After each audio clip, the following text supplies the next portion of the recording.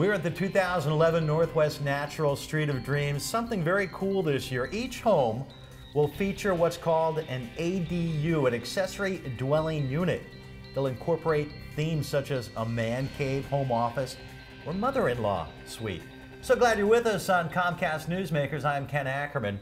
You know, this year's Street of Dreams has evolved to reflect the economic times we're in. For more on this, we welcome Dave Nielsen, who is the CEO of the HBA, Home Builders Association. Thank you very much for being with us. Appreciate you guys coming out here, Ken. Yeah, you know, in the past, and I've been to most of the Street of Dreams in the last 20 years. In the past, you're seeing 8,000 square foot homes on acreage and topping more than $2 million. That's not the case with this year, is it? No, it's not. And actually, over the last few years, obviously, we've had the economic challenges that the industry has faced and the country has faced. But we've really tried to adapt the show to those economic times. A couple years we were downtown and did a great show down in the Pearl District and showed condo living and penthouse condos.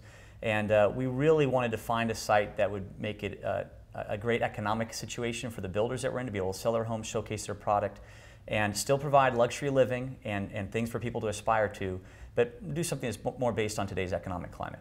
And you selected this site last year. Yeah, it was finished. I think we finished the selection last fall. And what's interesting is a lot of the same builders in the Street of Dreams you see year after year. And again, that's not the case this year. No, we typically we'll have a couple, 3 returning builders, a couple, 3 new builders new to the show. And this year, all 5 of the builders had never built in the Street of Dreams before. Many of them have been a long time in our market. Some have been in other markets and are coming back into here. And some have built in other shows, but they're all first time for our Street of Dreams. And they're young. And some of them are young builders, second generation builders.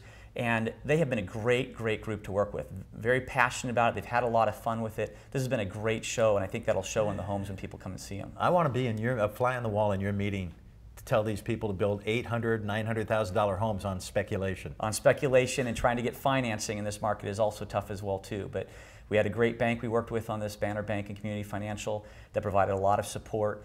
And the builders were able to put projects together that made sense for them. And we're seeing that with the sales activity and interest in the purchase of the homes already.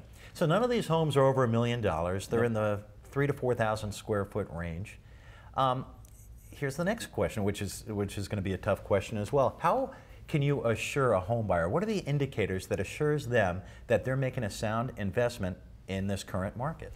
Well, and that goes beyond luxury homes, right? That most of the many of the people coming to the show maybe can't afford a home that's $800,000, $900,000. But a few different things. One is all the national statistics and indicators are showing that the housing prices have leveled off. There's still a little bit of a bump there in different markets, but Case-Shiller, which is a national organization that provides studies that all the major publications use for housing valuations, 3 of the top 15 markets for housing valuations over the next 5 years are here in Oregon. So Oregon has stabilized. We've still got some inventory to work through and some issues there. But in terms of looking at that, the housing price is supposed to have the strongest valuation here in Oregon over the next 5 years. And other than that, it's what you typically do. Look at location. Don't look at it as a short-term flip, but what's a long-term investment decision, and people will do fine. Is it a generational thing that former generations want to own? They want the pride of ownership, and now it's let's rent? You hear some people saying that. Our National Association actually did a bipartisan survey where they had the leading Republican and Democratic pollsters to really try and say this is unbiased, conduct a survey and get feedback on those kind of questions. And overwhelmingly, 75% of the people that don't own a home right now, and a lot of those are the younger generation, their dream, their desire is to own a home.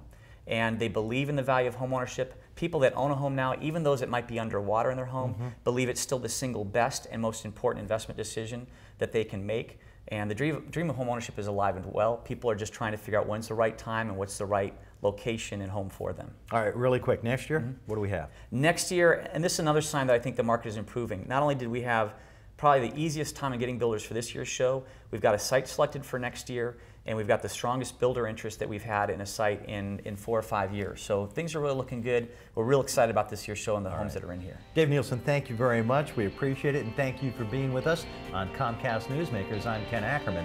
Make it a great day.